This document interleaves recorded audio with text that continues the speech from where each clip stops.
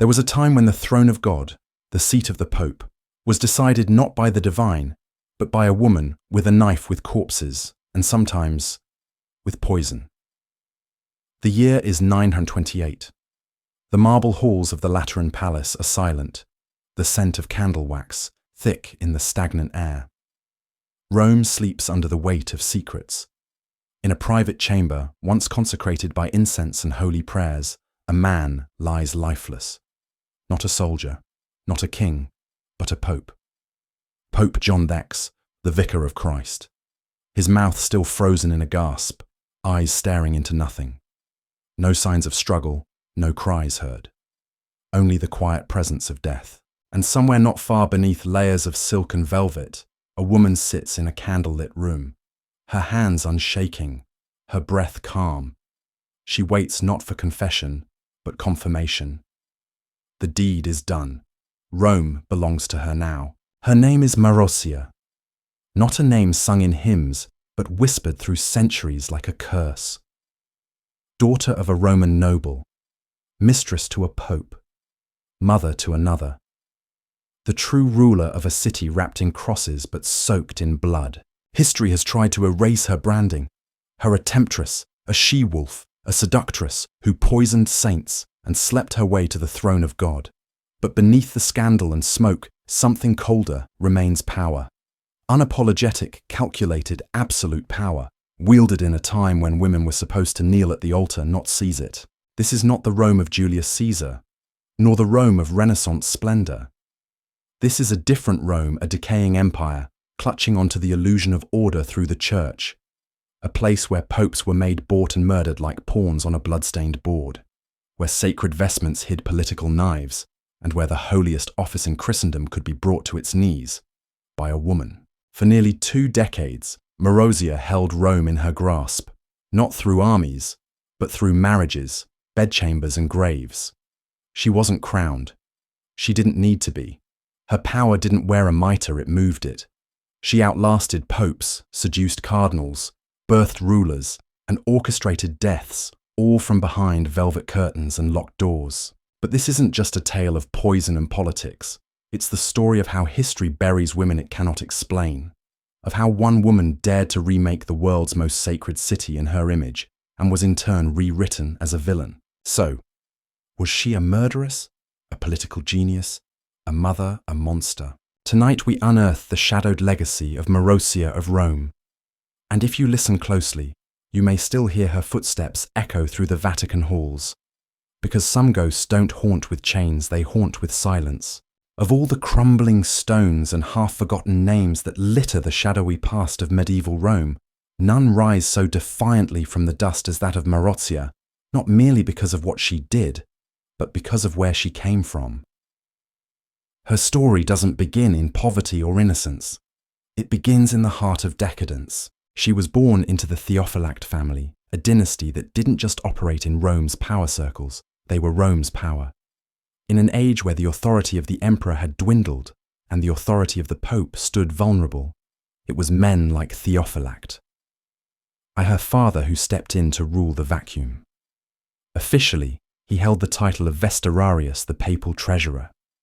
But his true position was far more insidious. He was the commander of the Roman militia, a military overlord whose word carried more weight than most papal decrees. He controlled the city's troops. He managed its resources. He dictated who lived in power and who died in disgrace. And yet, for all his authority, Theophylact was only half the force behind the throne. The other half, perhaps the more formidable one, was his wife. Her name was Theodora. In the official histories, she is described with a venom reserved for very specific kinds of women. A shameless harlot one chronicler spat. Another with equal scorn called her the woman who governed Rome through lust. But strip away the judgment, and what remains is something far more dangerous than a courtesan, a political mind so sharp it could bend cardinals. Theodora was no ornament. She was Rome's secret queen, using seduction, yes, but wielding it with intent, calculation, and devastating purpose.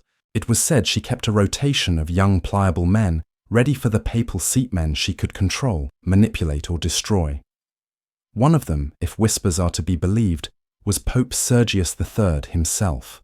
He was ambitious, ruthless, and infatuated. Their arrangement was more than pleasure, it was strategy. And from that twisted liaison, Marozia was born. Imagine for a moment growing up in such a house. The palatial estate of the Theophylacts wasn't a home.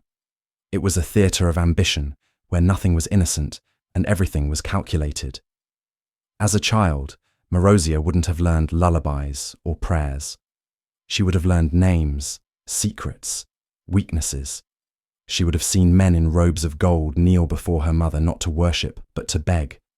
She would have heard the quiet negotiations behind silk drapes, who was to be poisoned, who promoted, who silenced. She wasn't taught to fear power.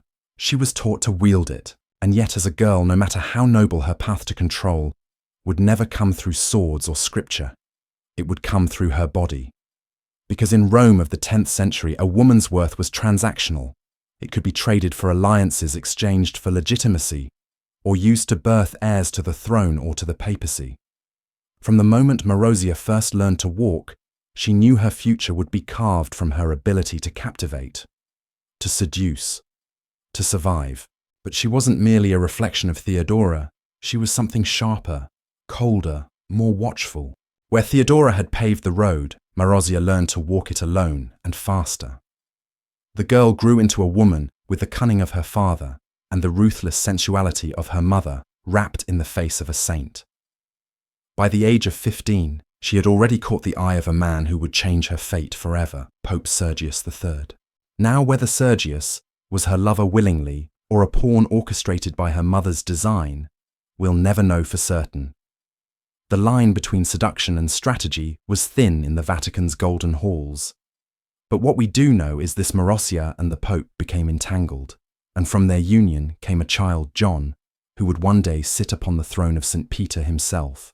A pope born not of divine election, but of lust ambition, and a teenage girl who had been taught from birth that the cradle was just another battlefield. This was no scandal. Not in Rome, not then. The papacy at the time was not the serene guardian of moral authority that the church pretended it had always been. It was in truth a cesspool of bribes, bastard children, and broken oaths. Men rose to power, not by piety, but by proximity to gold, to swords, or to women like Marozia. She wasn't defiling anything. She was playing the only game Rome offered women, and playing it better than any man had ever imagined. Her rise didn't go unnoticed. While chroniclers foamed at the mouth over her licentiousness, the truth is that men feared her not because she seduced, but because she succeeded. She used the same tactics they did, coercion alliances, calculated betrayal, but dressed them in perfume and lace, and that made her dangerous, unnatural, monstrous. She was no longer just the daughter of a powerful family. She was the power. Still, to reach the heights she craved, Marozia would need more than lineage. She would need to eliminate rivals, outwit enemies, and eventually shed blood. But all of that was still ahead. For now, she was Rome's most valuable secret. A young woman cloaked in silks, carrying in her veins the future of the city, and in her eyes, a knowledge far too old for her years. A knowledge that the world would never give her power freely, and so she would take it. With grace, with cunning, and when necessary with poison. This was the soil Marozia grew from.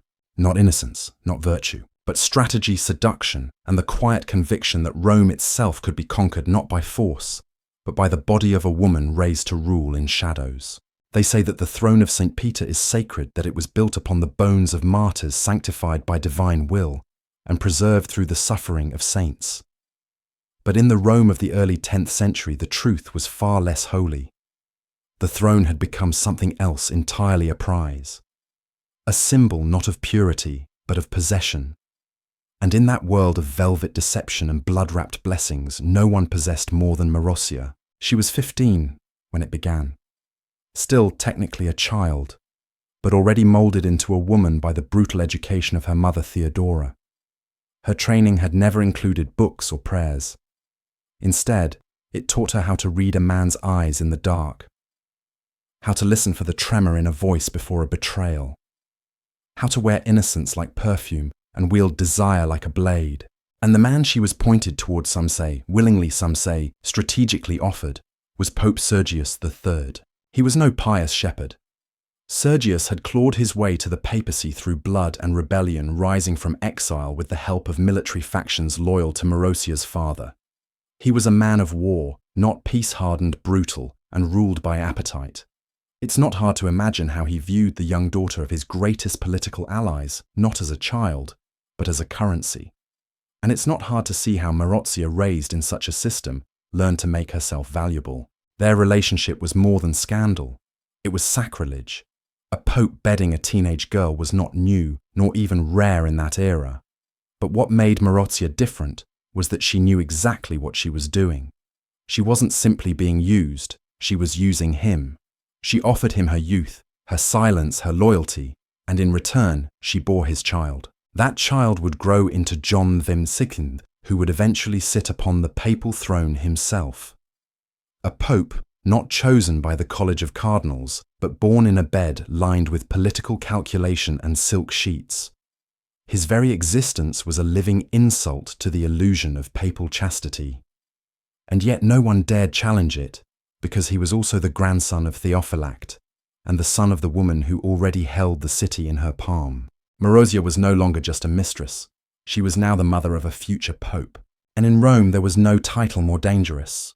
While Rome's walls crumbled and its emperors faded into irrelevance, the city itself remained a battlefield of names, families, and bloodlines.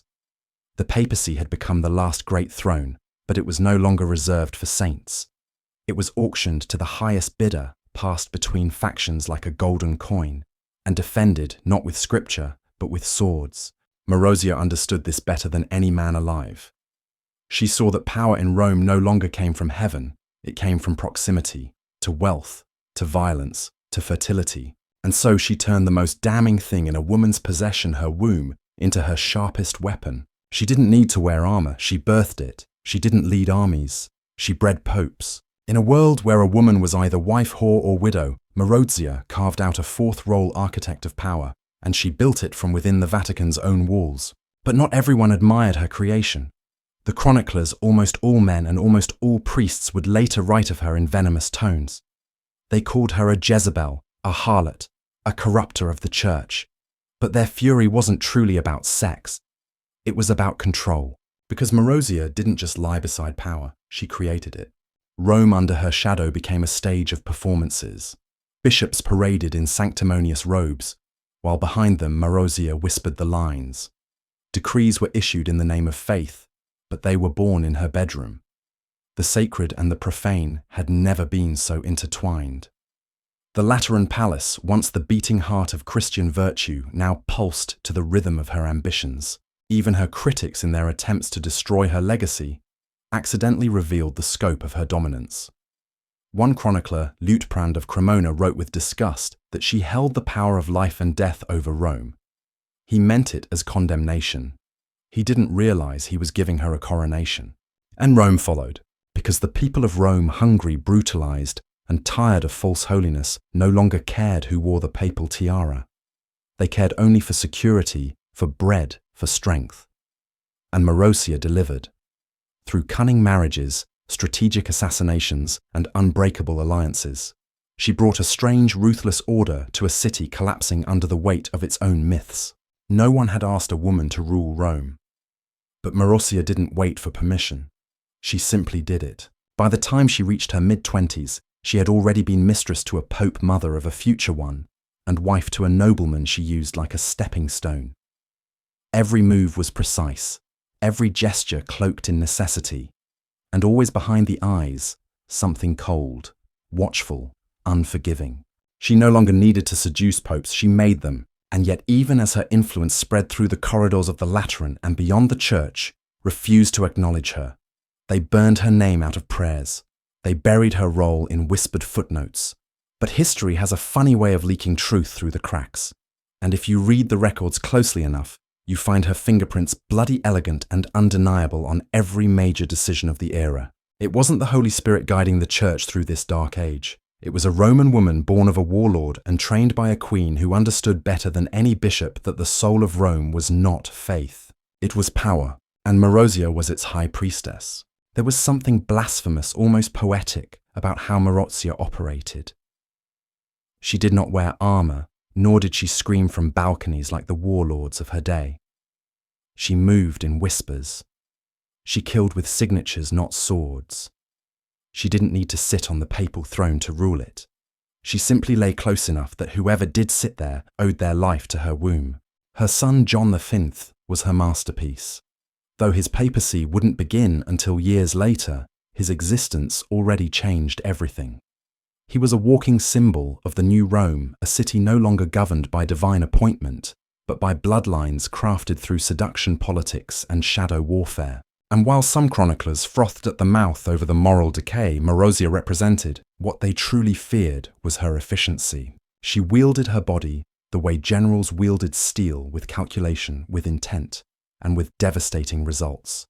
While other noblewomen married for peace, Marozia married for elevation, for territory, for titles that could push her closer to singular authority.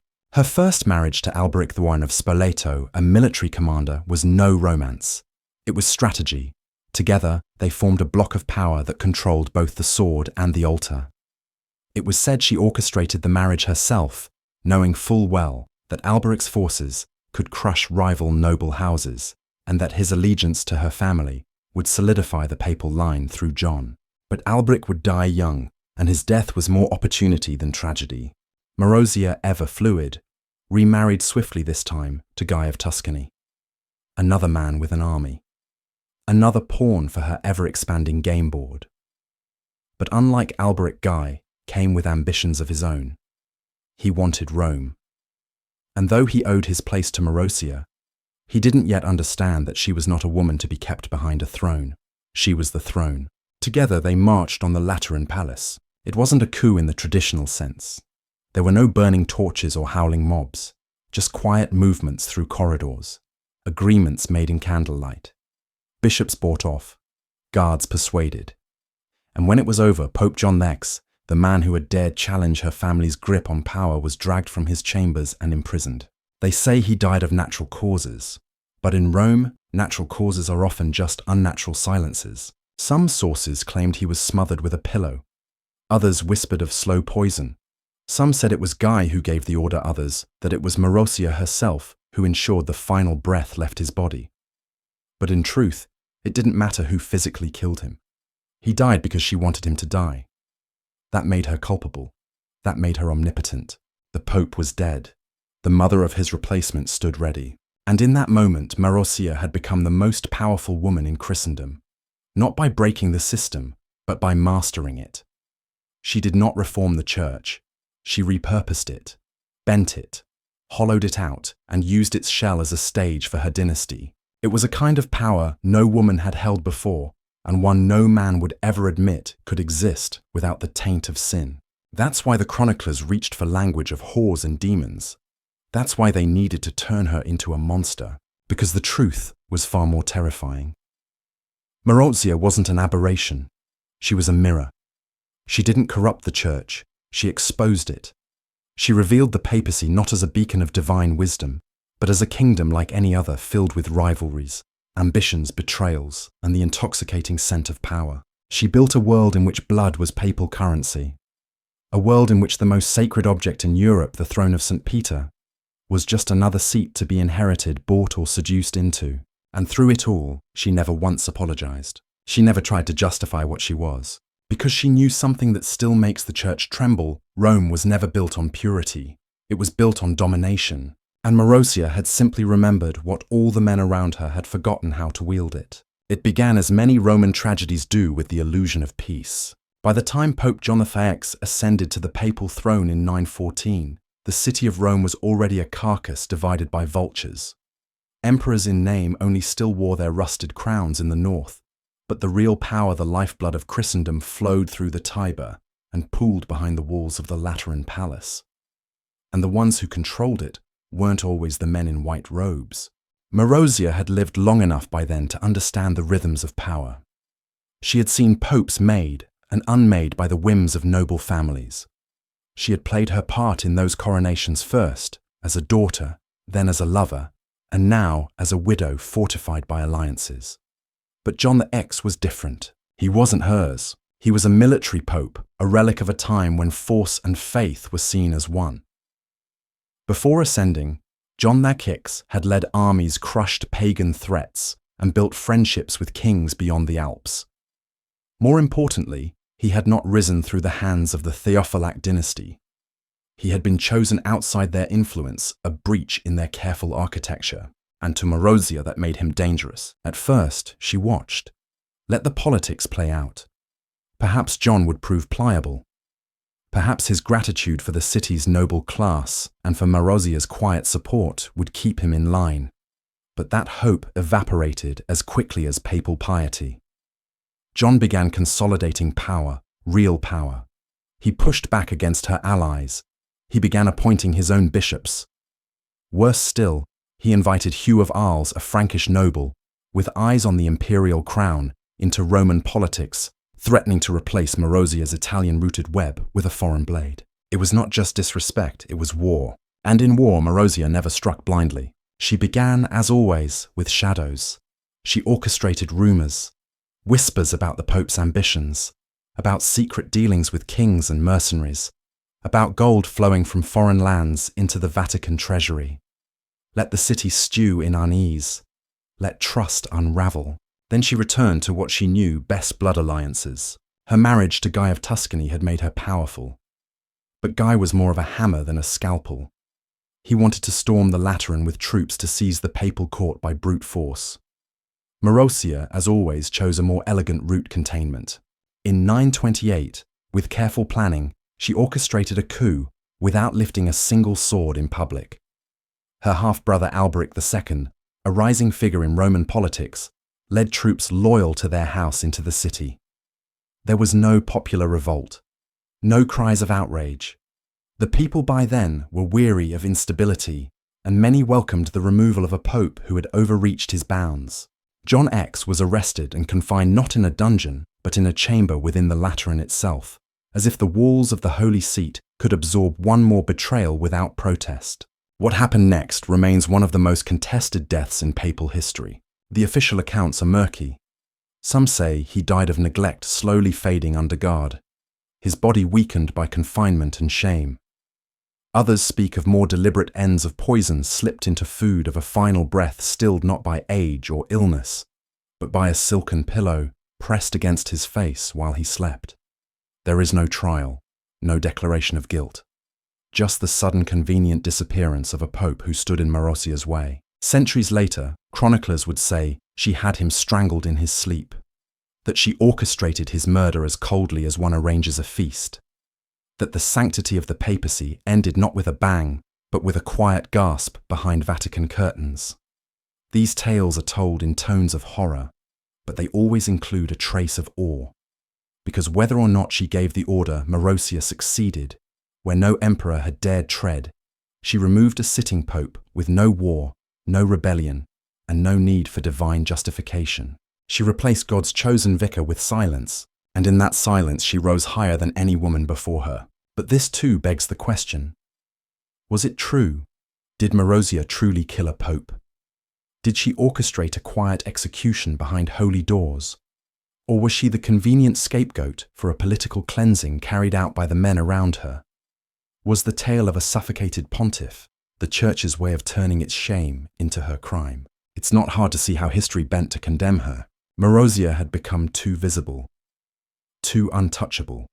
She had outlasted popes, warlords, and rivals.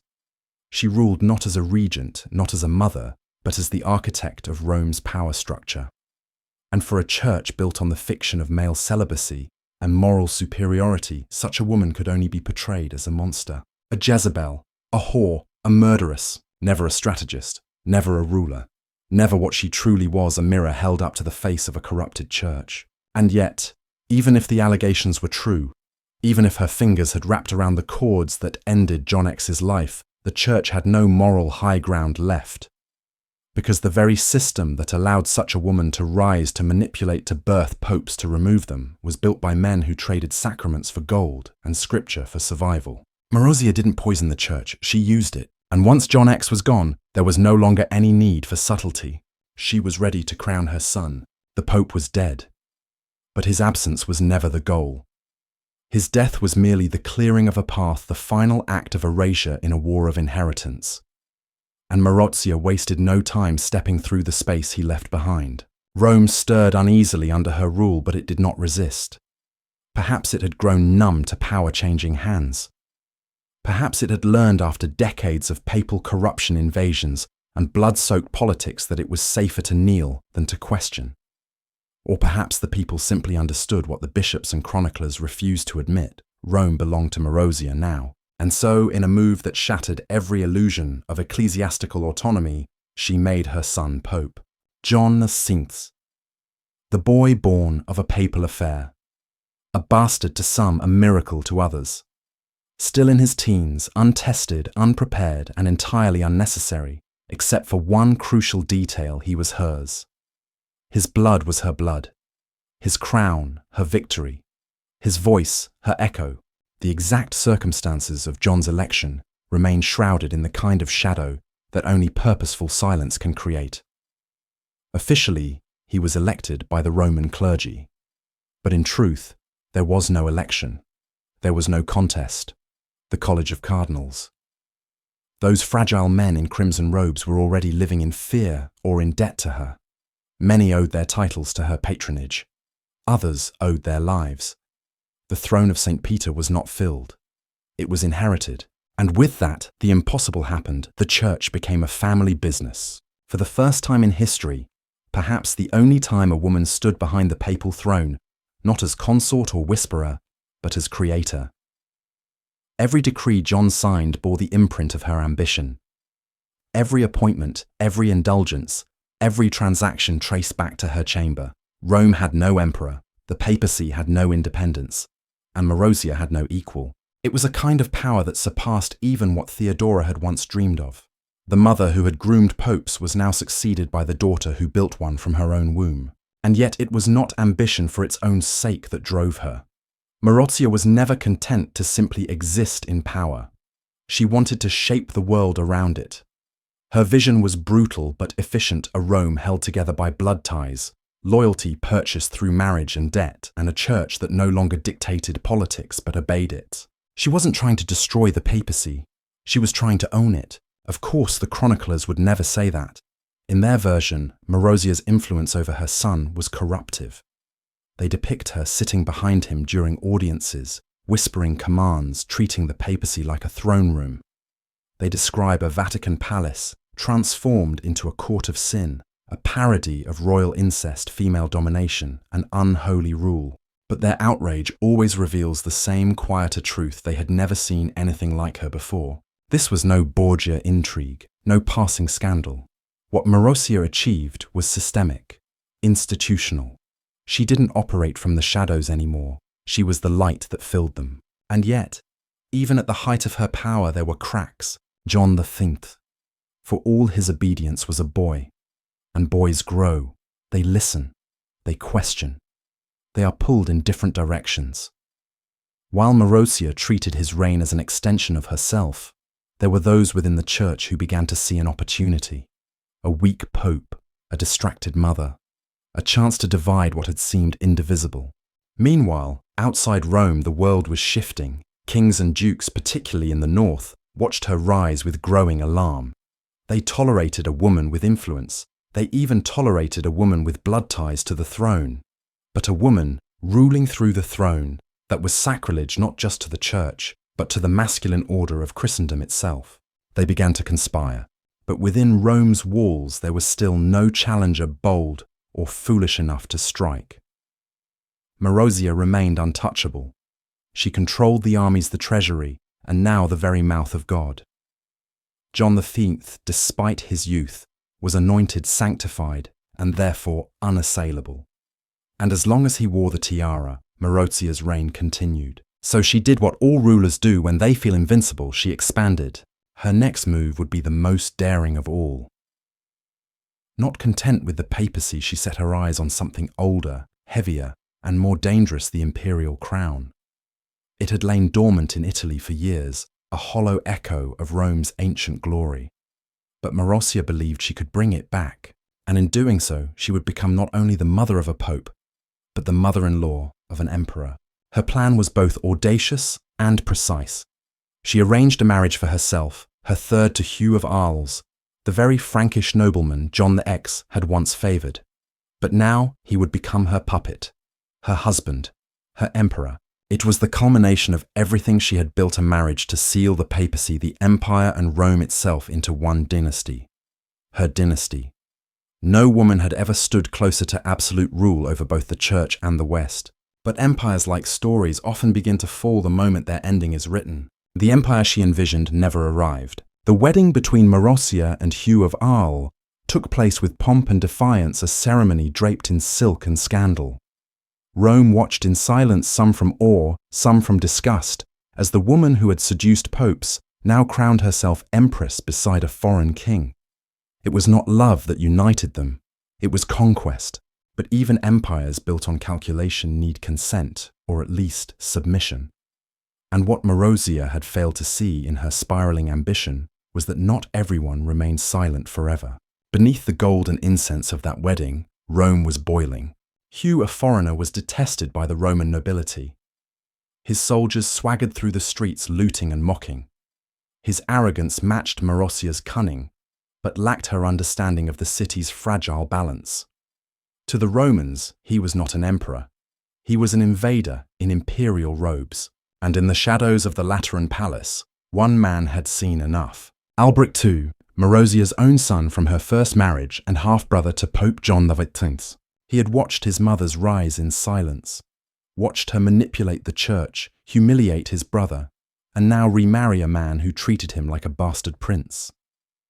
At the wedding banquet, Hugh, drunk with victory, had publicly slapped Albrecht across the face for some minor slight.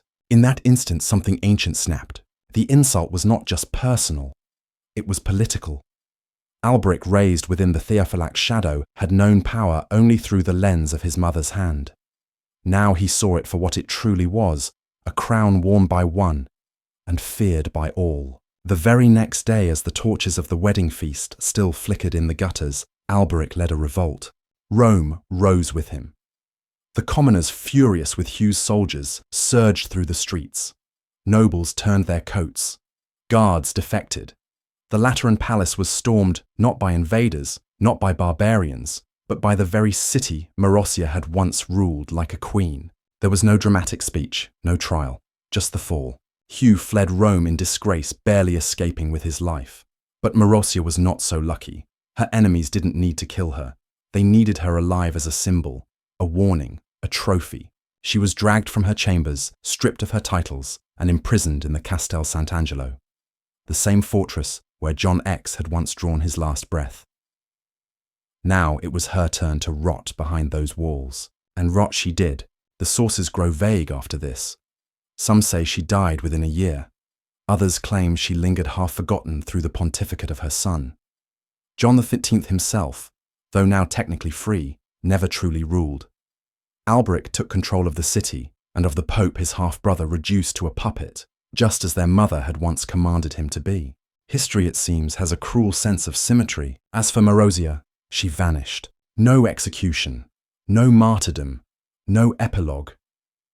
The woman who had once whispered to popes and defied the Holy See was now a ghost behind stone walls, her voice silenced not by steel, but by obscurity. And yet her legacy refused to die. For nearly 60 years after her fall, Rome remained in the grip of her bloodline. The period became known infamously as the Saeculum Obscurum, the Dark Age of the Papacy, a time when popes were selected not by divine inspiration, but by marriage alliances and family debts. When the throne of St. Peter was not a beacon of piety, but a seat of inherited power. Chroniclers would later call this the pornocracy, the rule of harlots, a slanderous term soaked in misogyny designed to reduce a dynasty to bedroom whispers. But even in their insults, they admitted a terrifying truth. For a time longer than most dared acknowledge the church belonged to a woman, Marozia was not merely the lover of a pope, not just the mother of one.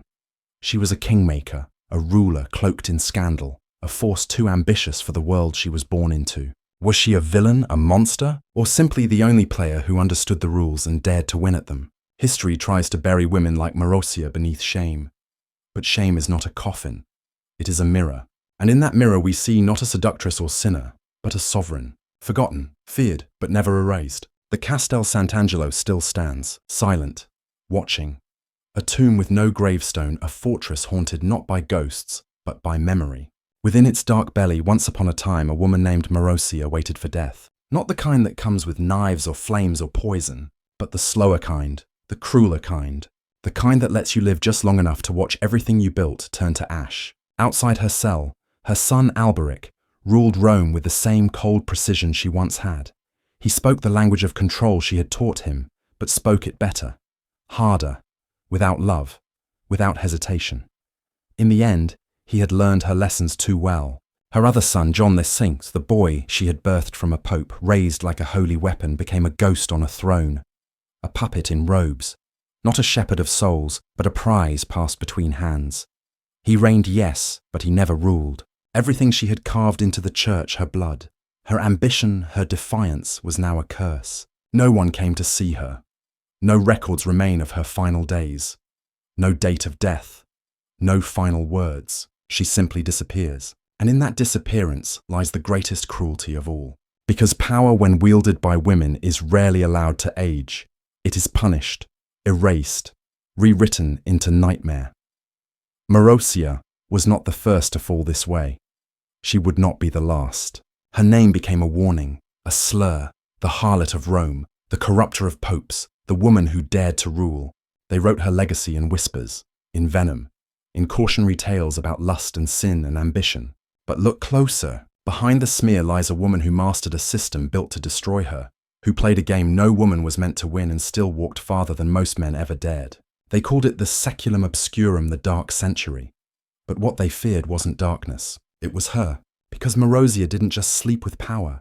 She gave birth to it. She whispered to thrones, dictated popes, redrew the rules of who could touch the sacred, and made the church for one shocking moment in history bend to the will of a mother. And maybe that's why her story is so buried in shame. Because it was never just about lust. It was about dominion. And for a church built by men, ruled by men, sanctified by the image of men, there was no heresy more terrifying than a woman who refused to kneel. So they locked her away. But power does not die in chains, and ambition once awakened echoes. Today we say her name not with judgment, but with reckoning.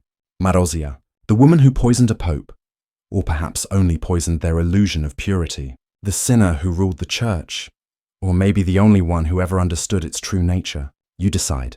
But whatever you believe, know this. Behind every altar, behind every crown, behind every story labeled monstrous, there is often a woman silenced, watching, waiting to be remembered.